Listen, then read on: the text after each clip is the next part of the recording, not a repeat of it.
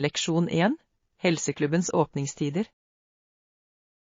Helseklubben er åpen fra 6:00 til 22:00, noe som er ganske praktisk. Faktisk. Disse timene gir mulighet for en fleksibel treningsplan, avhengig av ens forpliktelser. Jeg setter pris på å kunne gå tidlig om morgenen eller senere på kvelden.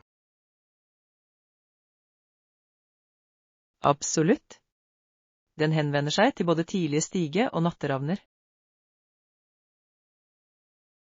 Jeg opplever ofte at trening om morgenen gir meg energi for dagen som kommer. Ja. Det er noe forfriskende med starte dagen med fysisk aktivitet. Kanskje vi burde lage en plan for å delta på en klasse sammen en gang. Det høres fantastisk ut. Det ville vært mer motiverende å trene med en venn. Her er det for å opprettholde helsen og nyte tiden på treningsstudioet. Leksjon 2. Digital detox. Under en digital detox er det viktig å holde seg opptatt på andre måter. Absolutt. Jeg engasjerer meg i aktiviteter som ikke involverer skjermer, som lesing eller fotturer. Det er en fantastisk tilnærming. Naturen har en måte å forfriske sinnet og ånden på. Ja. Jeg opplever at det kobler fra teknologien hjelper meg å få kontakt med meg selv igjen. Kanskje jeg skulle prøve å male, det kan være et kreativt utløp under min detox. Det høres fantastisk ut. Kunstneriske aktiviteter kan være utrolig terapeutiske. La oss utfordre hverandre til å finne nye hobbyer i løpet av vår neste detox-periode. Jeg elsker den ideen. Her er det for å utforske nye interesser, omfavne øyeblikket. Faktisk. Måtte vår digitale detox føre til herlige funn. Leksjon 3. Historisk arv. Det er fascinerende hvordan noen aspekter av historien kan forme vårt nåværende samfunn.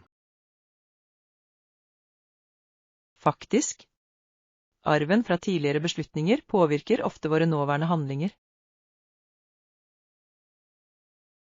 For eksempel ideen om at over vår dårlige makt til å legge til eller forringe, blir historien ofte notert, men sjelden huske. Ja. Det er viktig å lære av historien, men mange overser dens leksjoner.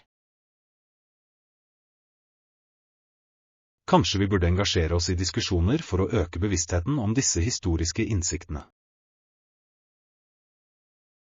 Det høres ut som en fantastisk idé. Å forstå historien kan hjelpe oss med å navigere fremtiden. La oss organisere en liten bokklubb med fokus på historiske tekster. Det ville jeg elsket. Her er det dykke ned i fortiden for å berike vår forståelse av nåtiden. Absolutt. Måtte samtalene våre vekke interesse for å lære av historien. Leksjon 4. Kjøpe sko. Disse skoene er fine. Hva synes du? Jeg synes de ser ganske komfortable ut. Perfekt for både uformelle og formelle omgivelser. Ja. Komfort er nøkkelen for meg. Jeg orker ikke ha sko som klemmer føttene mine. Jeg er helt enig. Hvilken størrelse bruker du vanligvis? Jeg bruker vanligvis størrelse 10. Det er viktig å finne riktig passform for optimal komfort. Det er sant. Kanskje vi bør sjekke om de har den størrelsen tilgjengelig? Jeg skal be salgsmedarbeideren om å hjelpe oss. Flott idé. Her er det for å finne det perfekte parets sko. Ja. Måtte shoppingeventyret vårt bli vellykket og hyggelig. Leksjon 5. Skjønnhetsstandarder. Det er interessant hvordan kvinner som jevnlig vinner nasjonale skjønnhetskonkurranser ofte blir oppfattet. Ja, og det er like fascinerende hvordan menn har rykte på seg for å være røffe og ikke snakke mer enn nødvendig.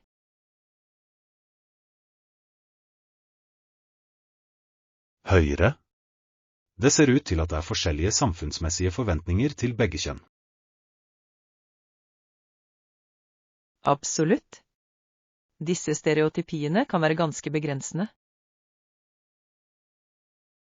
Kanskje vi bør utfordre disse normene ved å feire ulike former for skjønnhet og uttrykk. Det høres ut som en fantastisk idé. Å omfavne individualitet er viktig i dagens samfunn. La oss diskutere disse emnene videre og oppmuntre til åpne samtaler om skjønnhetsstandarder. Faktisk. Her er det å redefinere skjønnhet og feire autentisitet. Ja. Måtte diskusjonene våre inspirere andre til å omfavne sitt sanne jeg. Leksjon 6. Sporingsmålinger. Det er viktig å spore nøkkeltall som nettstedtrafikk, konverteringer og tilbakemeldinger fra kunder. Absolutt. Disse beregningene gir verdifull innsikt i hvordan en bedrift presterer. Jeg tror de kan veilede oss i å ta informerte beslutninger for fremtidige strategier. Faktisk. Å analysere disse dataene kan bidra til å identifisere områder for forbedring. Kanskje vi bør sette opp en regelmessig gjennomgangsprosess for å overvåke disse beregningene. Det høres ut som en fantastisk plan. Konsistens er nøkkelen for å nå våre mål. La oss lage et dashbord for å visualisere fremgangen vår over tid. Her er for å ta datadrevne beslutninger for en vellykket fremtid. Ja. Måtte vår innsats føre til enestående resultater. Leksjon 7. Opptatte timeplaner. Jeg har vært opptatt som alltid, det er så mange møter i kalenderen min. Jeg kan relatere. Det virker som om alle ønsker å diskutere noe viktig samtidig. Faktisk. Noen oppdateringer om det nye prosjektet vi diskuterte forrige uke? Ja. Laget gjør betydelig fremgang, men vi har fortsatt noen hindringer å overvinne. Jeg setter pris på oppdateringene, det hjelper å holde seg informert midt i kaoset. Absolutt. Kommunikasjon er avgjørende for å sikre at alle er på samme side. Kanskje vi bør planlegge et oppfølgingsmøte for å ta opp eventuelle dvelende bekymringer. Det høres ut som en god idé. Her gjelder det å holde seg organisert og effektiv. Ja. Måtte teamarbeidet vårt føre til vellykkede prosjektresultater. Leksjon 8. Arv og familie. Det er interessant hvordan familiegården vanligvis går i arv til det eldste barnet. Ja, og dette betyr ofte at andre sønner og døtre kanskje må gå andre veier. Jeg tror det kan skape en følelse av ansvar for arvingen samtidig som det forårsaker litt harme blant søsken. Absolutt. Familiedynamikk kan være ganske komplisert i slike situasjoner. Kanskje vi bør utforske hvordan ulike kulturer håndterer arv og familiearv. Det høres fascinerende ut. Å forstå ulike perspektiver kan berike våre egne synspunkter. La oss dele historier og innsikt om familiene våre og deres tradisjoner. Her er det lære av hverandres erfaringer. Ja. Måtte diskusjonene våre utdype vår forståelse av familiedynamikk. Leksjon 9. Fortsett screening. Er du ferdig med å gjennomgå CV-ene for den nye stillingen? Ikke ennå, det er fortsatt rundt 20 å gå gjennom, og jeg vil være grundig. Det er forståelig. Det er viktig å finne den rette kandidaten for jobben. Absolutt. Hvert CV forteller en historie, og jeg vil sikre at vi velger med omhu. Kanskje vi kan dele opp de gjenværende CV-ene for å gjøre prosessen raskere. Det er en fantastisk idé. Teamarbeid kan fremskynde screeningen betydelig. La oss sette en tidsfrist for oss selv for å holde farten oppe. Her er for å finne den perfekte passformen for teamet vårt. Ja. Måtte vår innsats føre til vellykket ansettelse. Leksjon 10. Folkehelsebevissthet. Det økende antallet saker i enkelte regioner er bekymringsfullt. Ja, det er avgjørende for alle å følge de anbefalte helseretningslinjene. Absolutt. Bevissthet og etterlevelse kan redusere spredningen av sykdom betydelig. Jeg tror samfunnets innsats for å informere og utdanne publikum er avgjørende. Kanskje vi bør vurdere frivillighet for å støtte lokale helsetiltak.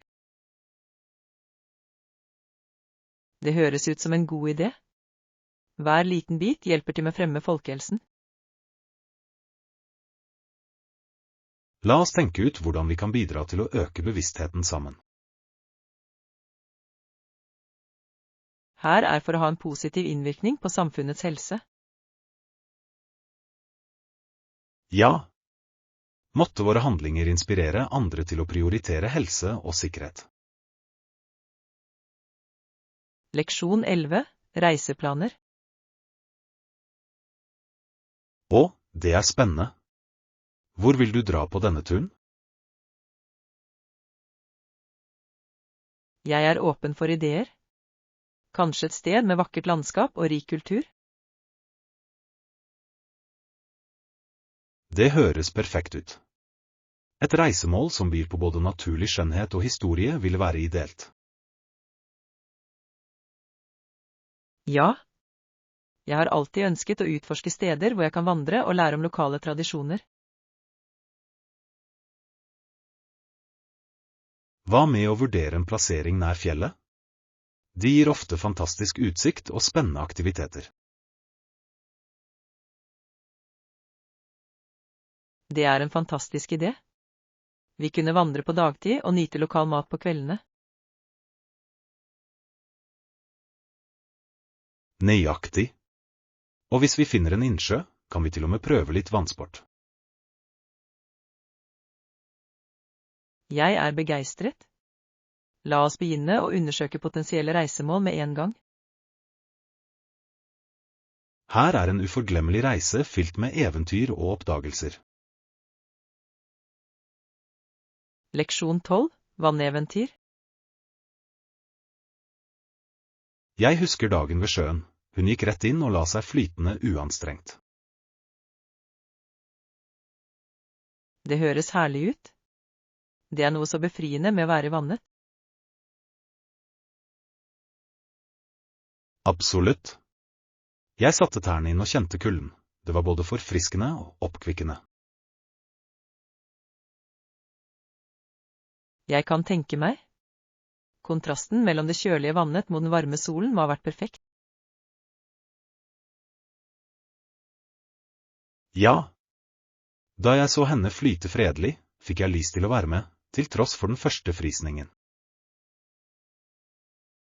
Det er alltid verdt det når det er vant til temperaturen. Nøyaktig. Kanskje vi bør planlegge en lignende tur snart. Det er en strålende idé. La oss sørge for å ta med en piknik etter svømmeturen.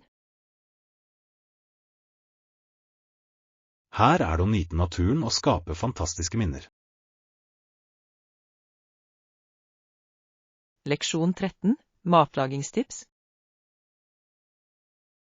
For å tilberede zucchini, skjærer du den i tynne skiver og griller den i et par minutter på hver side. Det høres deilig ut. Grilling forsterker virkelig smaken av grønnsaker. Absolutt. Den får frem en nydelig røksmak som passer godt til ulike retter.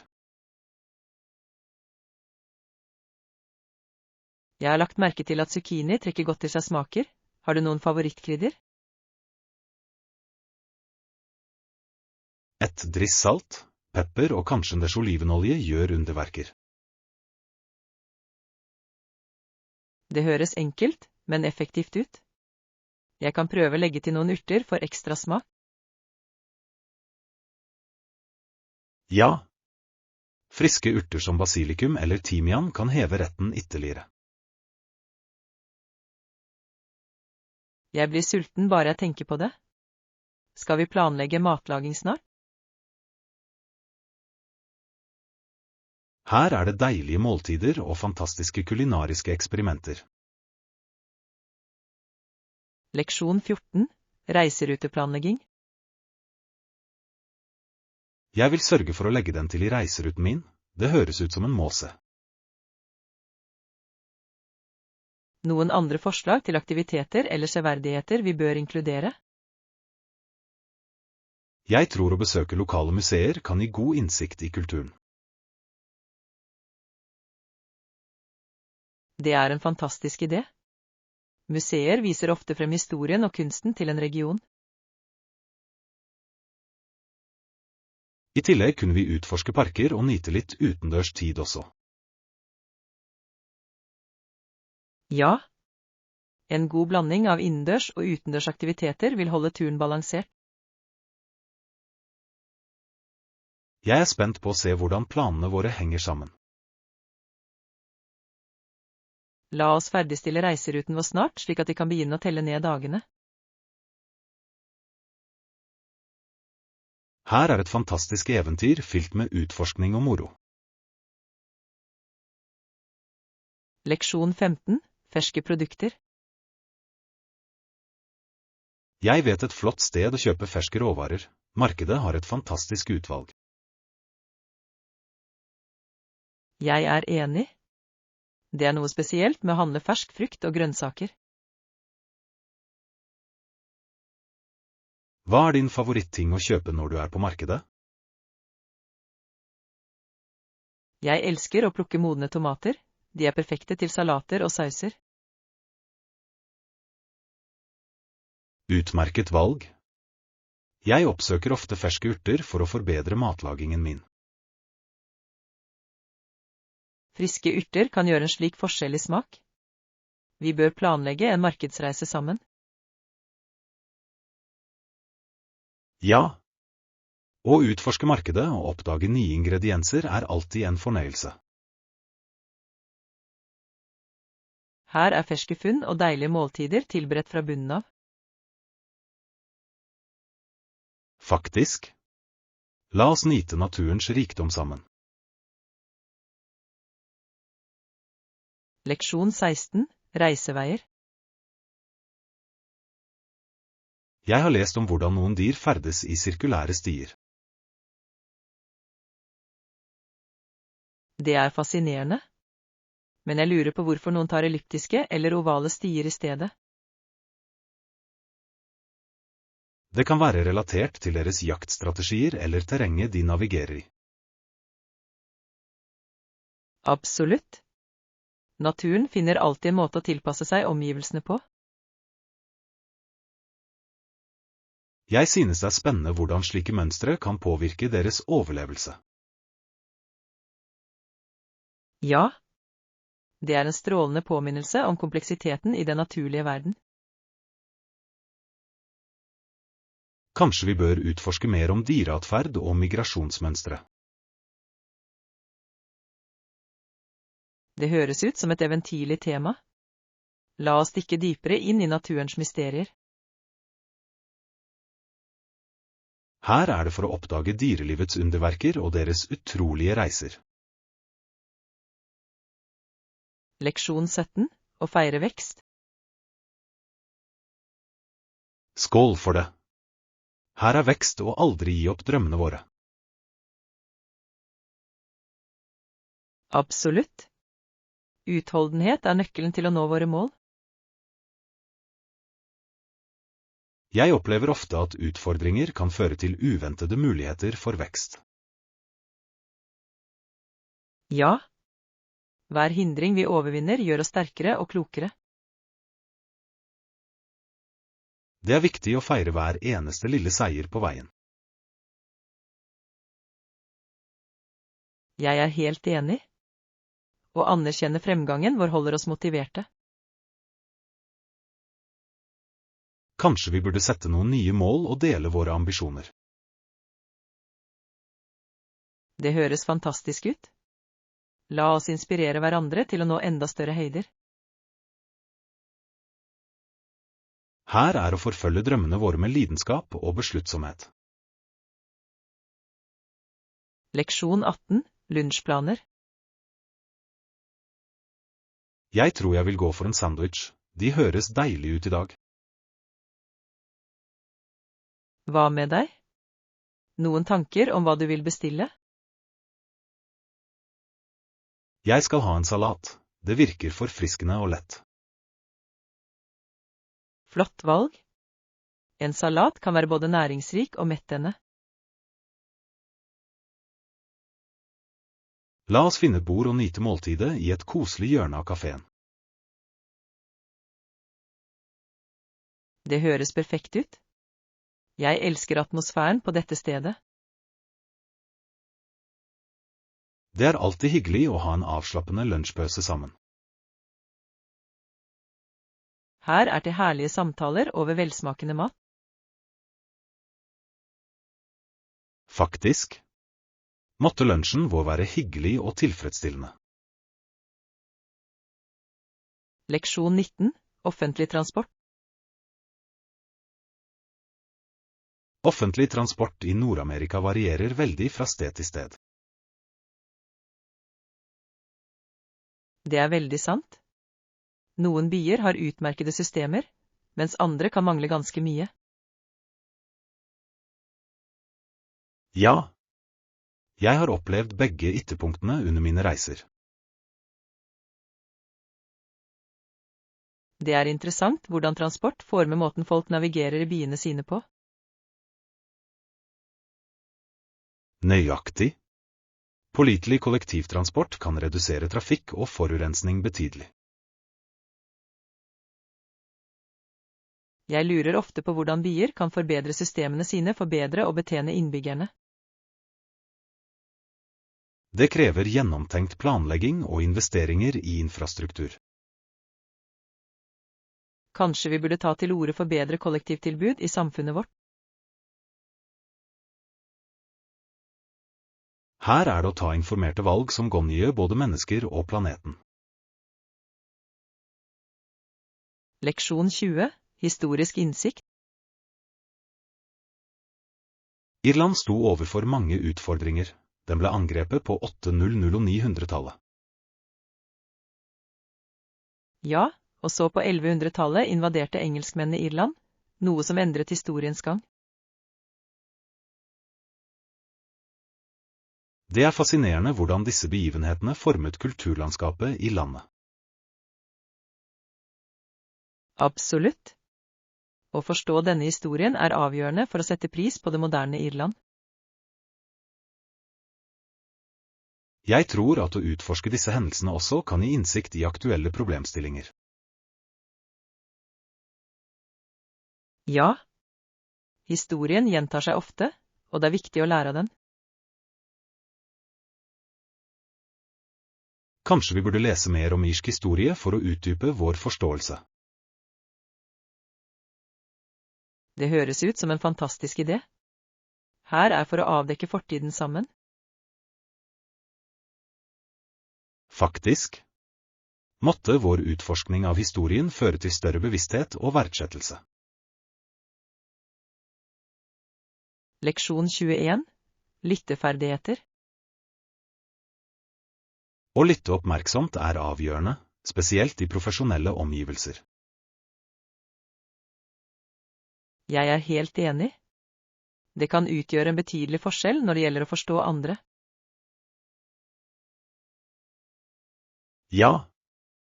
Aktiv lytting fremmer bedre kommunikasjon og reduserer misforståelser.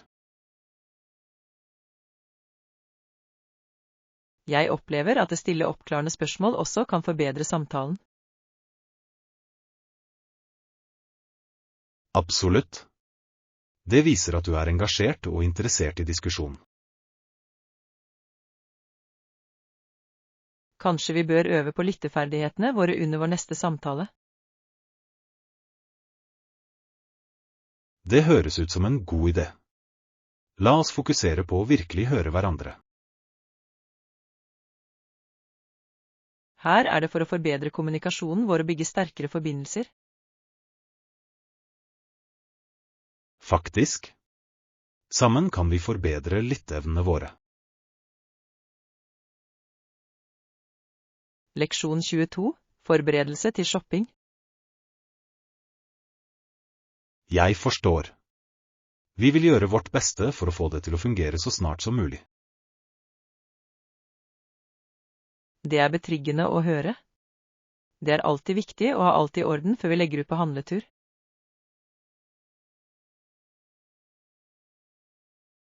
Absolutt.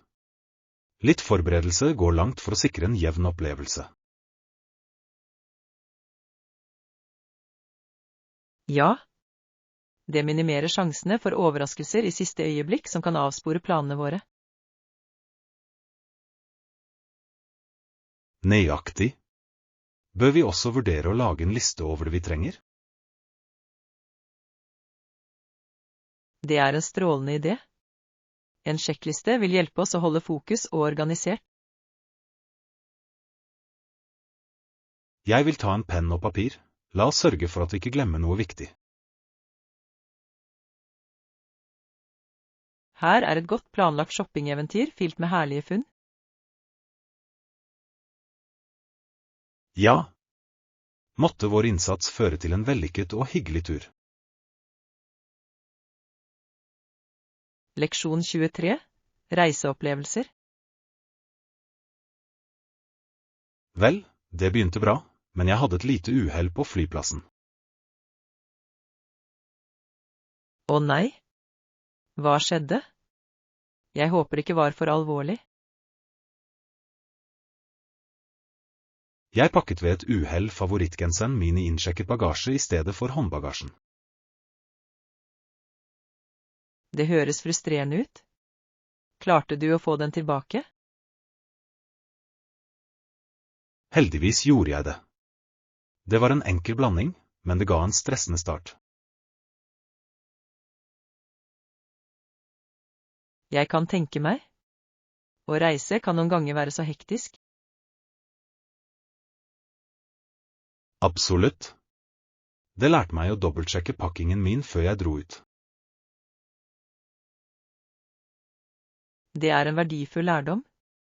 Her er det enklere å reise i fremtiden. Ja. Måtte vår neste reise bli fylt med bare hyggelige overraskelser. Leksjon 24. Motefunn. Jeg er på utkikk etter komfortable klær i dag. Hva med deg? Jeg leter etter en stilig blazer. Det er viktig for mine kommende møter.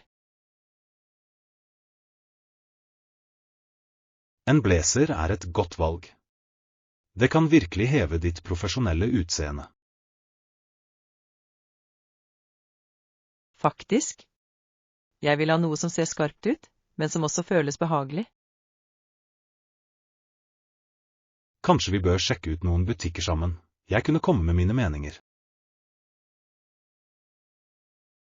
Det ville jeg satt pris på. Det er alltid hyggelig å ha en second opinion når det handler. La oss finne en blazer som er både elegant og funksjonell. Her er det for å oppdage de perfekte plaggene som forbedrer garderobene våre. Ja. Måtte shoppingeventyret vårt bli både vellykket og hyggelig. Leksjon 25. Historisk kontekst. Det året ble England erobret av en konge fra den nordlige delen av Frankrike. Det er en betydelig historisk begivenhet. Det må ha endret gang i engelsk historie. Faktisk. Han og tilhengerne hans snakker fransk, noe som påvirket språket og kulturen. Absolutt. Blandingen av kulturer kan skape et rikt billedvev av tradisjoner. Jeg lurer ofte på hvordan slike hendelser former nasjonal identitet over tid. Det er fascinerende. Hver erobring eller endring bringer nye ideer og perspektiver. Kanskje vi bør utforske mer om virkningen av denne erobringen på det moderne England. Det høres ut som en genial idé. Å forstå historien kan gi verdifull innsikt. Her er for å oppdage lagene av historien som former vår verden i dag. Leksjon 26. Brukervennlige nettsteder. Ja, en brukervennlig nettside fører til høyere konverteringsfrekvens, gjør det ikke? Absolutt. Et godt designet grensesnitt kan utgjøre en betydelig forskjell i kundeopplevelsen. Jeg synes at enkel navigering oppmuntrer besøkende til å utforske mer. Nøyaktig. Når et nettsted er intuitivt, er det mer sannsynlig at kunder kjøper. Kanskje vi bør diskutere noen designfunksjoner som forbedrer brukervennligheten. Det er en fantastisk idé. Enkle oppsett og klare oppfordringer til handling er avgjørende. Jeg er enig. Det handler om å skape en sømløs opplevelse for brukeren. Her er det for å designe nettsteder som tiltrekker og beholder kunder uten problemer. Ja. Måtte våre digitale satsinger blomstre med brukervennlig design. Leksjon 27. Å verne om minner. Du har rett. Jeg er sikker på at jeg vil finne noen elementer med sentimental verdi for minneboksen min. Det høres fantastisk ut. Gjenstander med personlig betydning kan fremkalle sterke minner. Absolutt. Jeg planlegger å inkludere fotografier og brev som betyr mye for meg. Det er perfekte valg. Hvert element vil fortelle sin egen historie. Jeg tror det er viktig å bevare disse minnene for fremtiden. Ja. En minneboks kan tjene som en vakker påminnelse om våre reiser. Kanskje vi bør dele minneboksene våre med hverandre når de er fylt. Det høres ut som en herlig idé. Her er for å ta vare på minnene våre sammen. Ja. La oss lage varige minnesmerker som gjenspeiler hvem vi er. Leksjon 28. Det perfekte bassenget. Den leiligheten har et svømmebasseng i seg, noe som er ganske tiltalende. Ja, det er det absolutt. Et basseng kan være en fantastisk måte å slappe av på. Tenk deg å slappe av ved bassenget på en varm sommerdag. Høres herlig ut. Jeg kan allerede forestille meg at jeg nyter en god bok der. Nøyaktig. I tillegg kan det å ha et basseng være flott for å holde sammenkomster. Absolutt. Det legger til et morsomt element til enhver fest eller sammenkomst. Jeg lurer på hvor ofte den blir brukt av beboerne. Det er et godt spørsmål. Jeg håper den er godt vedlikeholdt til glede for alle. Her er det å nyte fordelene ved et vakkert svømmebasseng. Leksjon 29. Sikkerhetsbekymringer. Det har vært urovekkende historier i avisen om par som lar barna sine være innelåst i bilen i 6 eller 8 timer. Det er helt sjokkerende. Hvordan kan noen tenke at det er akseptabelt? Jeg vet. Det handler om hvordan noen mennesker ikke prioriterer barnas sikkerhet. Det er en påminnelse om viktigheten av å være årvåken og ansvarlig som foreldre. Ja, og det fremhever behovet for offentlige bevisstgjøringskampanjer om barnesikkerhet. Definitivt. Vi bør gå inn for bedre utdanning i disse spørsmålene. Kanskje vi kan være frivillige i lokale organisasjoner som har fokus på barnevern. Det høres ut som en god idé. Her er for å gjøre en forskjell i samfunnet vårt. Ja. Sammen kan vi bidra til å sikre sikkerheten til våre fremtidige generasjoner. Leksjon 30. Transportvalg. Jeg har tenkt på å bruke offentlig transport i stedet for drosjer. Det kan spare penger. Det er en strålende idé. Offentlig transport er ofte mer økonomisk. Faktisk. I tillegg reduserer det stresset med parkering i overfylte områder. Absolutt. Det kan også være et mer miljøvennlig alternativ. Jeg opplever ofte at å ta buss eller tog kan være et eventyr i seg selv.